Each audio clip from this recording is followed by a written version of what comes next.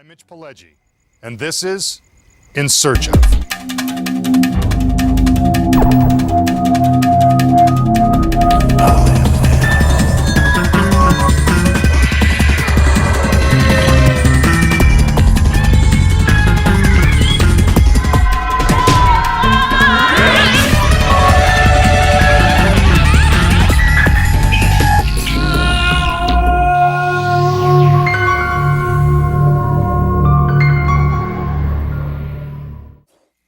With scientists now poised to clone human beings, man at last has the power to create life.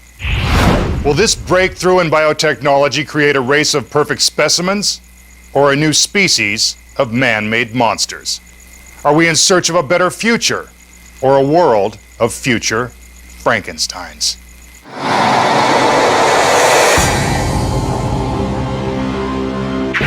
In early horror films, an ambitious scientist plays God to create life for the benefit of mankind and his own glory. But instead of creating a man, he makes a monster. Frankenstein's monster then escapes from the lab and wreaks havoc on an unsuspecting world. Is this fantastic fiction or terrifying fact? Probably the most frightening thing is the fact that science is progressing so rapidly that oftentimes discoveries are made before the public is even aware that they're a possibility. Is modern science on the verge of bringing Frankenstein's monster to life? Or has the deed already been done?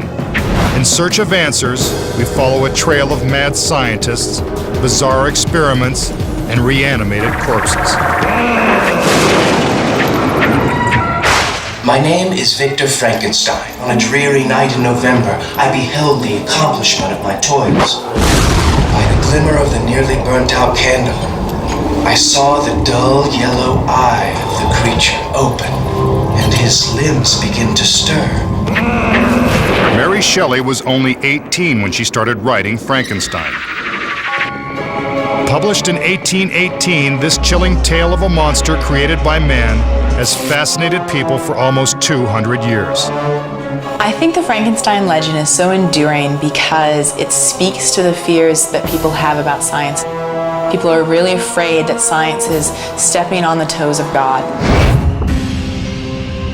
Mankind has tried for centuries to bring the dead back to life. And the real Frankenstein castle in Darmstadt, Germany, was the site of some of the earliest experiments.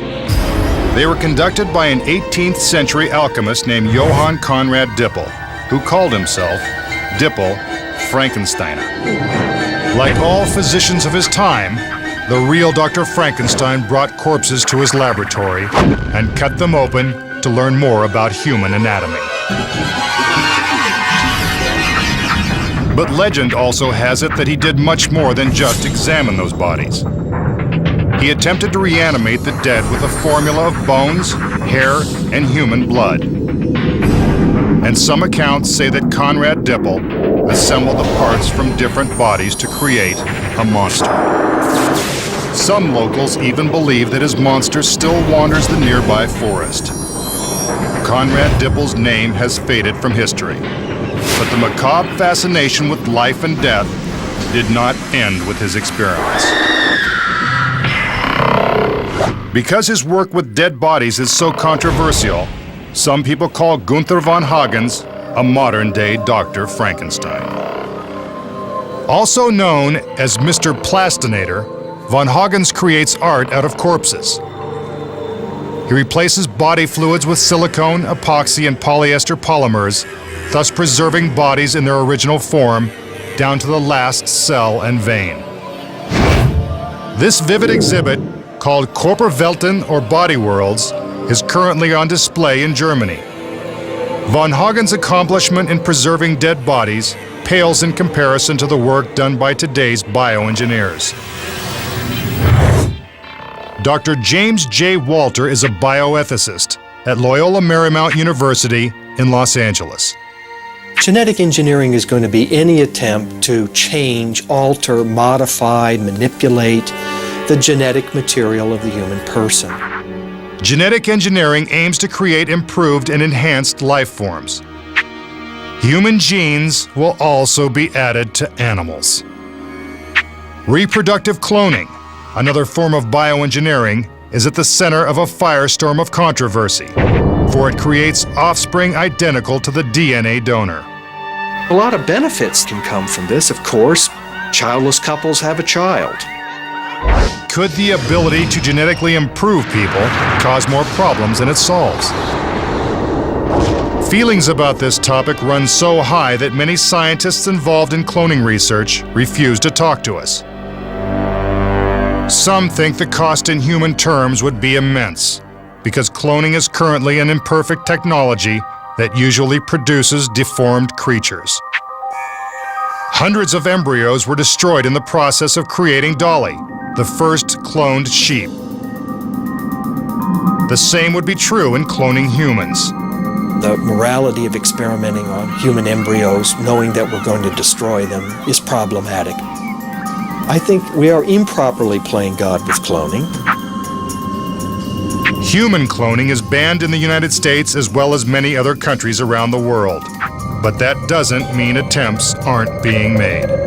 I'm guessing within 5 years we'll have a human clone. Biochemist Brigitte Boissoulier is the science director of Clonaid.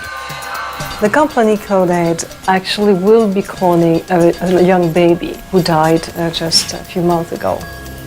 The cloning of this baby is to me a good way to show to everybody that it is possible to recreate ourselves, and that actually life is not mystical, life is not a power of God.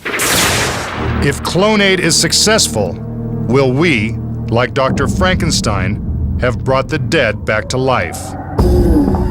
I think the most frightening thing about it is, would they be the same? Would they be the same person that I loved when I bring them back? We're not bringing back little Johnny who did die. It's genetically little Johnny, but it's not really little Johnny. What made Johnny who Johnny is all of his experiences and his life with the family and all of his friends. Human cloning is clearly in our future. But exactly what will this scientific breakthrough bring? Will we create a class of superhumans? And what will happen to those who aren't genetically enhanced? No, we've not thought this out.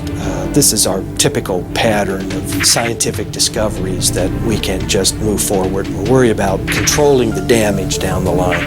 Well, once the genie's out of the bottle, you can't control the damage. The most frightening and most likely scenario is that ambitious scientists will allow their curiosity to override their common sense and create something they can't control. We're going to make a monster, but like the Frankenstein monster, it will always exceed the expectations of the creator because now it's independent and it has a life of its own and it will seek to live its own life. And it's not going to be what I want it to be. Even though it will look like me, it's not going to be me, and I'm not going to bend it to my will because it will have its own will, just as the Frankenstein monster had its own will. The fictional tale of Dr. Frankenstein and his monster has terrified people for almost 2 centuries. But if today's scientists turn that fiction into fact, the consequences could terrorize future generations forever.